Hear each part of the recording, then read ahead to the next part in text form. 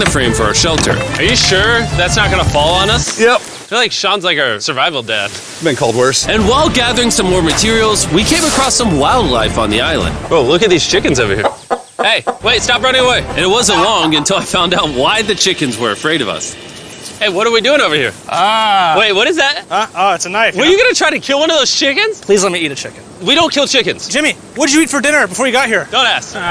We spent the rest of day one preparing our camp, which was pretty simple. I'm gonna show you guys around the camp. This is the fire and where we're gonna make food. Come over here. And this is where we sleep.